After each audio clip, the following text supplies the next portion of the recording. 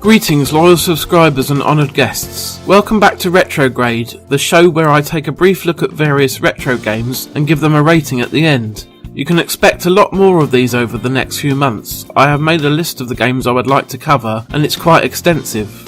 I always find that if I just browse for something to play, then I can never make a decision. I think a lot of people have the same problem with Netflix. Anyway, this list should make things a lot easier. Let's get on with the review for this episode, shall we? This time I'm playing the arcade version of RetroGrade. Some of you may recall that I made a video about the Commodore 64 version of this game way back in the early days of this channel. Probably not though, because that was 5 years ago and the video only got 35 views. Anyway, all you really need to know is that I loved this game and played it to death on the C64, but I had never encountered it in an arcade at any point. With the creation of MAME, that all changed of course, and I was finally able to check out the proper version of RetroGrade. Before I go into how it holds up and how enjoyable it is to play, let's go over the history a little bit. RetroGrade is a horizontal shooter designed by Irem, who are way more famous for their highly popular R-Type series. It was released in 1989 and ran on M72 and M81 hardware, and eventually the game received a bunch of home computer ports, but was sadly never ported over to any of the home consoles. That's a shame because it would have really worked well on systems like the Super NES and Mega Drive, and console gamers of the time probably would have really enjoyed it. As a result of its arcade and computer only roots, RetroGrade passed a lot of people by. If you have access to MAME, or maybe a RetroPie or Android based device you play old games on, then make sure you seek this game out. I'm pretty sure you won't regret it. So what is it that makes RetroGrade so good?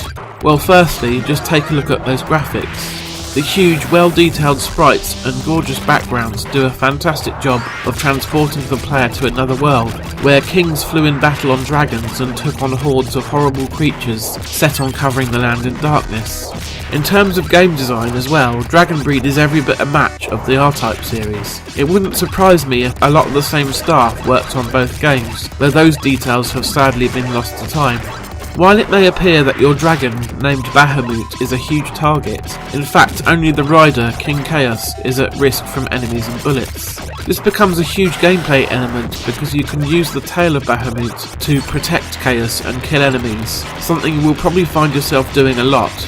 The enemies have also been programmed to make a beeline for Kayus' head in many instances, so you will have to dodge and weave about the screen to destroy them with Bahamoot's body before they get to him. There are a variety of power-ups that can be acquired by shooting little silver baby dragons. Red capsules will make Bahamoot's flame longer, with it becoming extremely powerful at its full extent, taking down tough enemies in seconds. The silver power-up allows Bahamoot to fire out tiny heat-seeking dragons that are like missiles, but are not very strong.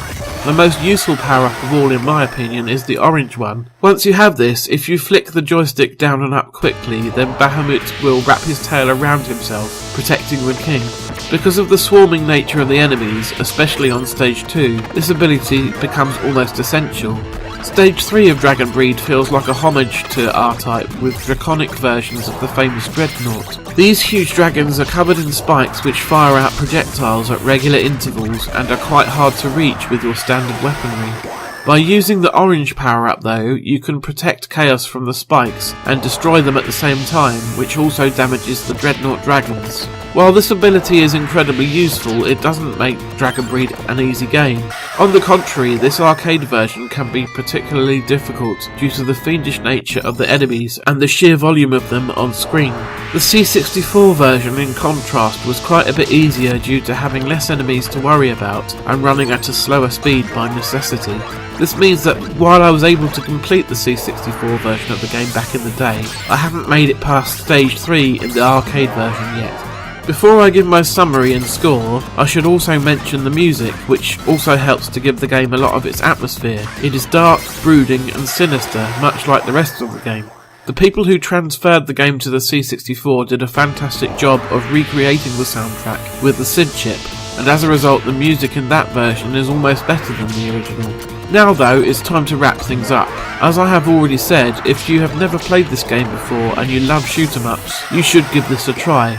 It's one of the best of the era and still holds up incredibly well today. Overall, I would award it 4 baby dragons out of 5. Thanks for watching, I'll be back again soon with another video. In the meantime, take care.